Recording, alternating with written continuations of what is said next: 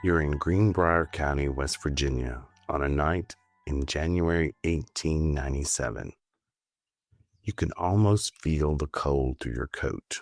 The wind is low and the porch creaks beneath your feet.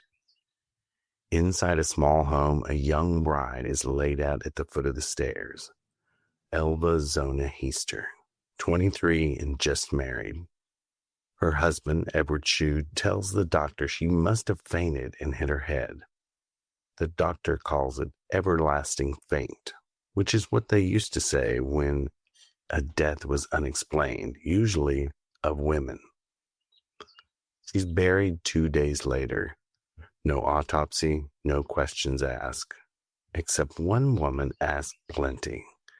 Mary Jane Heaster felt in her bones that something wasn't right.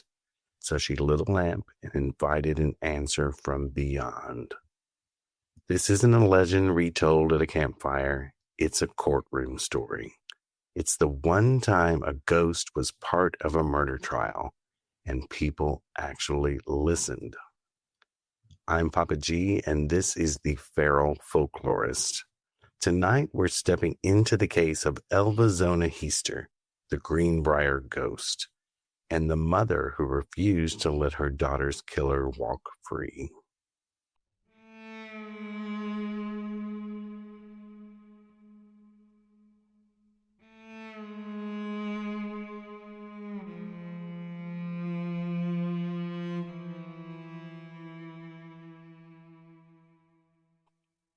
So the Greenbrier Ghost isn't a local legend. It's a documented murder trial, one of the strangest intersections of folklore and law ever recorded in U.S. history.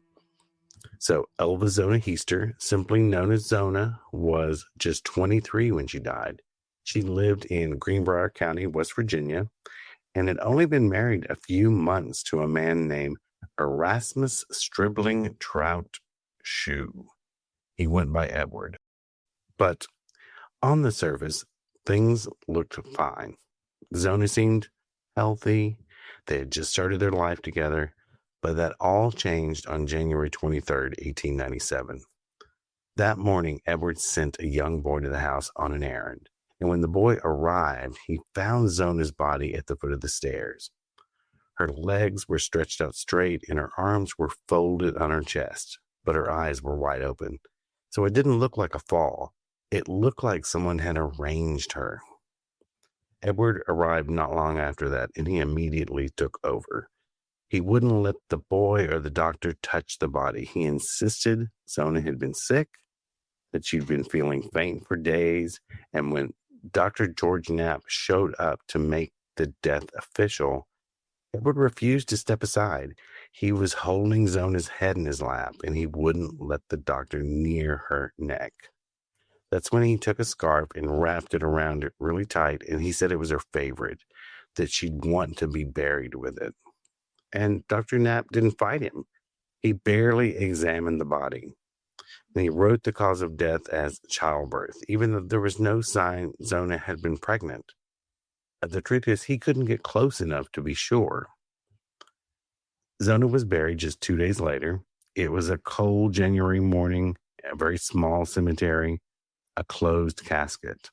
But her mother, Mary Jane Heaster, stood at the grave and she said nothing because she didn't believe a word of it. From the beginning, Mary Jane distrusted her daughter's husband. She thought he had a temper, and she'd seen Zona become quieter and more distant after the wedding. And when she heard how the doctor had been blocked from doing a full exam and how the neck had been hidden beneath the scarf, she knew something was not right. So she did what many women in her place might have done. She prayed. She asked for answers, and she asked them from someone no longer living. Mary Jane later testified under oath that her daughter came to her in a dream, not once, but 4 times, full apparition, and she spoke very clearly. Zona told her mother that Edward had had a temper, that he was cruel, and that the night she died, he flew into a rage because she hadn't prepared meat for supper. So he grabbed her by the neck, and when she wouldn't apologize, He snapped it with his bare hands. Mary Jane said in the final visit, Zona turned her head completely around to show her mother exactly how she died. So Mary Jane went to the local prosecutor, Mr. John Alfred Preston, and somehow he listened to her, maybe out of respect and maybe out of curiosity, but he did sit and listen to her story. Maybe because Mary Jane didn't waver in what she was saying to it. Her story was the same. She was very insistent it was real. And Preston started asking around, and what he found matched the mother's suspicions. Neighbors said that Edward had been acting strange, that his grief looked like it was staged. It was the way he controlled the funeral and the scarf and the closed casket. It was all like too much. So they exhumed the body. And this time, the doctor did a full autopsy. And what he found was Zona's neck had been broken, her windpipe was crushed, and there were bruises all along her collarbone. So her cause of death was updated to homicide, and Edward Shue was arrested and charged with her murder. At the trial, the prosecution didn't intend to bring up the ghost. They had their physical evidence, but the defense, trying to make Mary Jane look foolish, put her on the stand, and they opened that door. So under oath, she told the court what her daughter had shown her, that the ghost had named her killer, and that the dream had led to the exhuming of her body. She called it a dream at that time. She didn't really call it calling upon a spirit, but now the proof they were using in court showed that what she was saying was true, so the jury actually listened. And it wasn't because they were naive, not because they didn't believe every ghost story that came through town, but back in 1897 in Greenbrier County, belief in the dead wasn't a fringe idea. It was a part of life. They convicted Edward Shue on first-degree murder. He was sentenced to life in prison, and he died there 3 years later, still claiming he was innocent. Today, there's even a historical marker in West Virginia that tells the story, not as legend, but it tells it as fact. And near the bottom of the marker, it says, what no court record ever could, the only case in which testimony from a ghost helped convict a murderer. Now, that's not folklore as entertainment. That's folklore as evidence. And there's a reason why this story holds on. It's not because a ghost pointed the finger, but because someone listened. And when she got the message, she didn't file it away. She acted on it. That's what sets the Greenbrier case apart. Most ghost stories, they end with this chill or a knock on the wall, or it's a story passed around but never investigated. This one ends in a courtroom, in a sentence, because one woman wasn't willing to let her daughter's voice fade away without being heard. But Mary Jane didn't use any big ritual. She didn't have candlelight altars or special tools. What she did was she simply lit a lamp and asked her daughter to speak. That's ancestor work, whether she called it that or not. Because to me, there's a difference between ghost work and spirit work. Now, ghost work is what you do when the dead show up on their own. They're unsettled. They've got unfinished business. You don't know why they're there. But spirit work is when you reach out, when you ask, and when you open the line intentionally. What Mary Jane did was direct. She didn't ask for comfort. She asked for truth. And Zona's spirit didn't hold back. She didn't send a symbol. She didn't hint. She showed her mother exactly what had been done by turning her head all the way around. That kind of communication isn't soft. It's not gentle. It's a revelation. And it tells you something about how spirits work when they've got something to say. The dead aren't bound by manners. They don't have these soft-spoken words. They're not here to be poetic. If they show up, it's usually because something needs to be said and no one else is saying it. That kind of spirit communication is clear and it's direct and it's personal. And it's a part of folk magic across many different cultures. In some traditions, people would ask the murdered to name their killer. In others, the accused had to walk past the body to see if it would react. What they were looking for was any kind of movement or sound coming from the corpse. These weren't just rituals, they were systems that were actually put into place. They were built for when the living couldn't be trusted to tell the truth. Now, we don't do that anymore. We don't drag corpses into the court, but the instinct is still there to give the dead a voice when they no longer have one. And there's also a lesson here about trusting what doesn't make logical sense. Mary Jane didn't have physical evidence. She didn't know about the bruises or the windpipe, and she couldn't prove the part about the scarf because she had heard it secondhand. She just knew. She knew something was wrong. Her son-in-law was too controlling. The doctor had been too quick, and the story didn't sit right. So instead of brushing that off, she opened her mouth and asked a question of the spirit world. So, what followed wasn't a ghost sighting. It was a response. And that's something magical folks talk about, the difference between asking and receiving. A lot of people say they want answers, but when they get one, especially from the dead, they sort of freeze up. Mary Jane didn't, because this wasn't just any ghost. This was her daughter. So she listened and she believed it, and then she acted on it. Now, in my world, that's a magical working. It's on the verge of being a spell. She petitioned the spirit, she got her answer, and she took it straight to the law. We don't always see full apparitions. Most of us won't see someone standing at the foot of the bed and where they're naming names and telling you what happened, but we'll get something. It might be a dream or a smell or a candle flickers when you're concentrating and asking a question. It might be a memory that doesn't even belong to us. There are times where I've actually gone to get a massage, and there's a certain part of my shoulder that they work on, and it brings up all these memories that are not mine. I do not know where that comes from.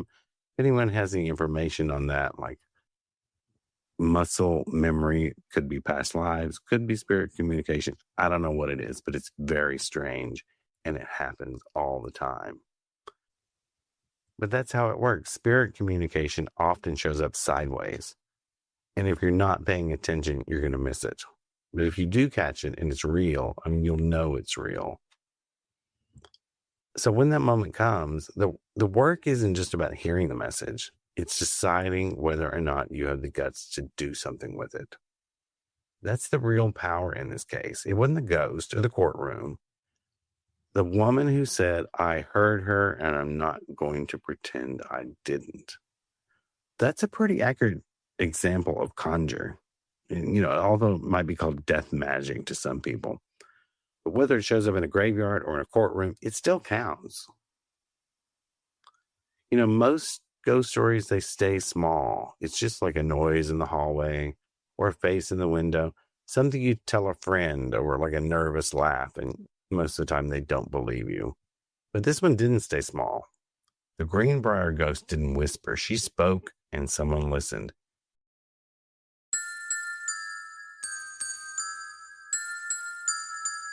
There's an old story out of Missouri in the late 1800s. There was a woman named Clara who lost her sister, and the doctor said it was influenza. There was no real investigation. They just said it was the flu. So there was just a quiet burial. But Clara kept dreaming of her sister in the same words every time. She said, the well, look in the well. And she didn't know what that meant.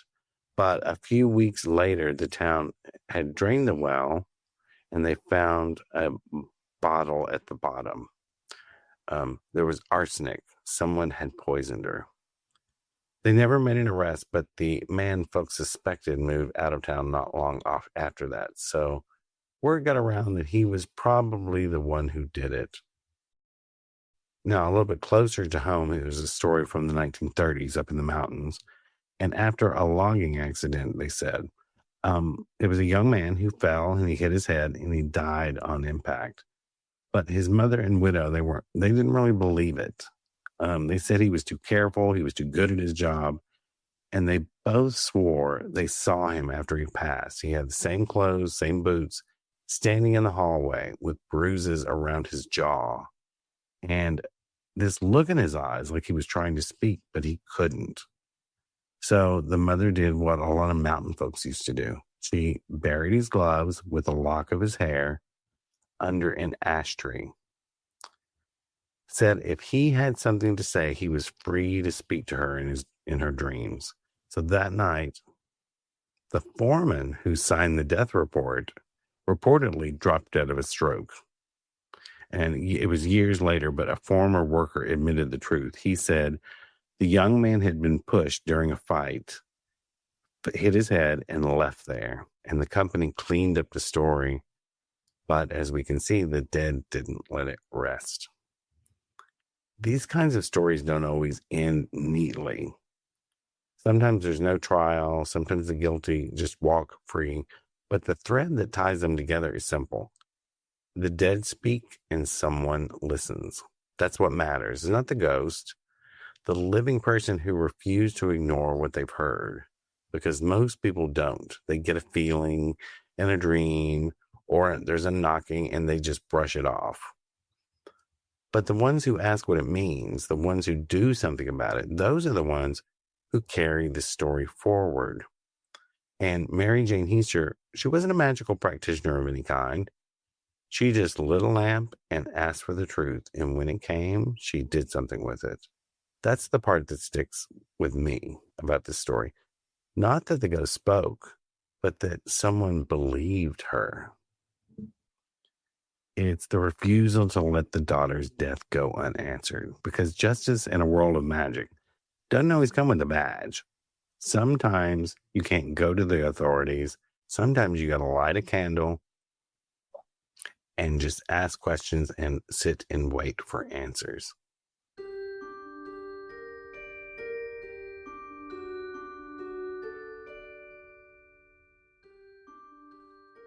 It's now time for the spell segment of our show. We're going to end this episode with two pieces of working magic.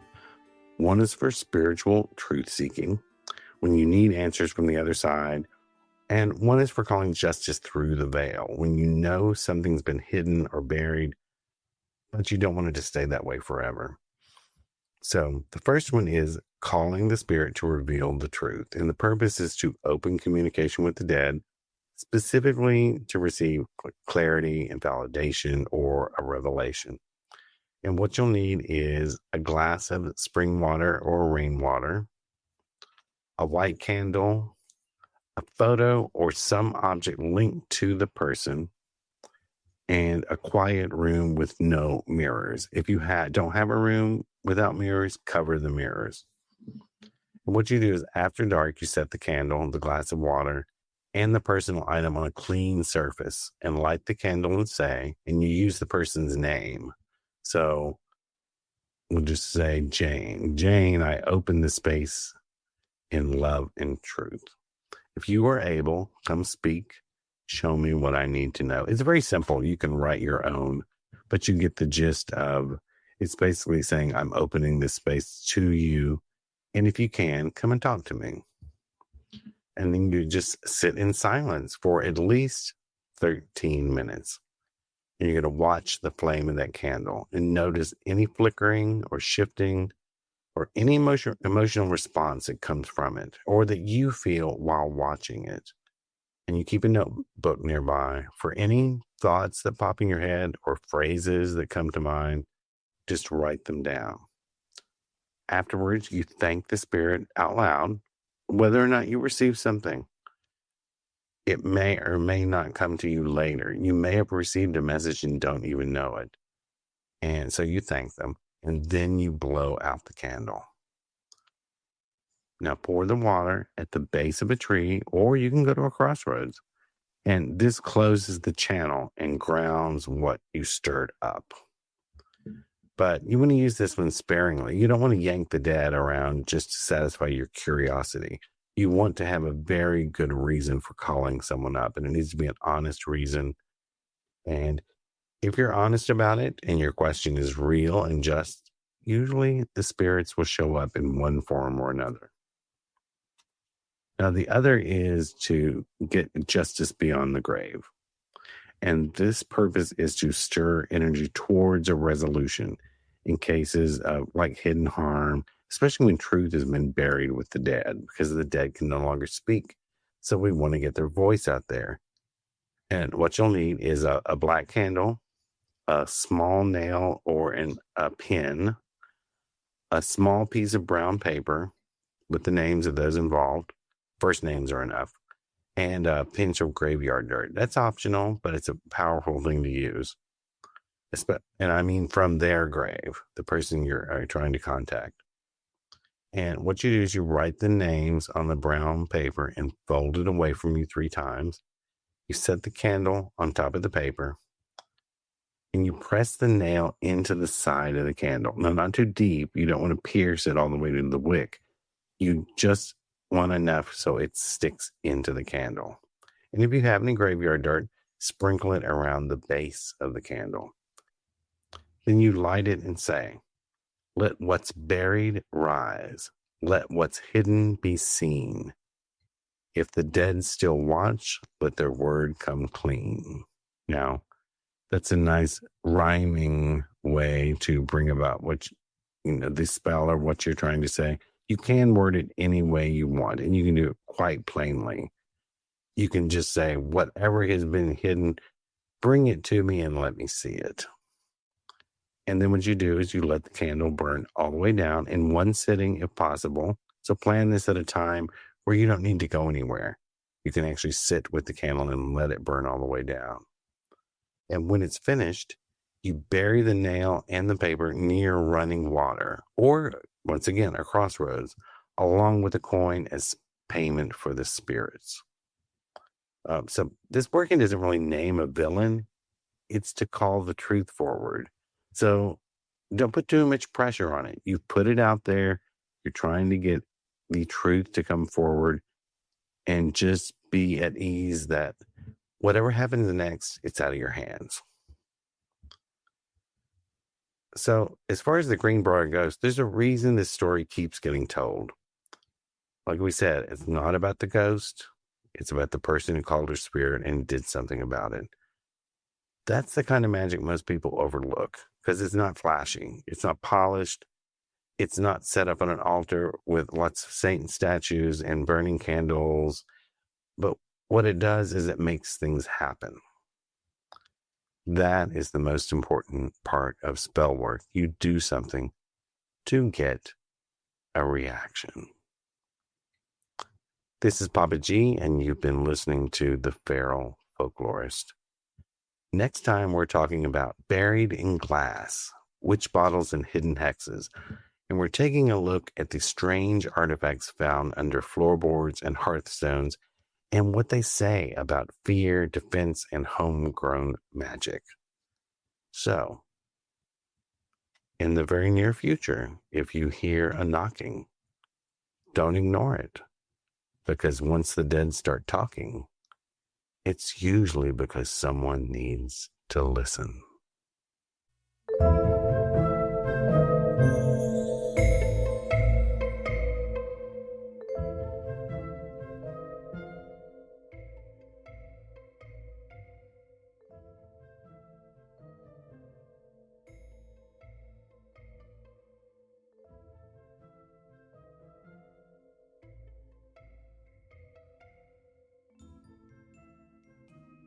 If you'd like to hear the after the show episode where I go deeper into the folklore, spill a little extra dirt, and sometimes rant just a bit, consider becoming a patron over on my Patreon at patreon.com/PapaG.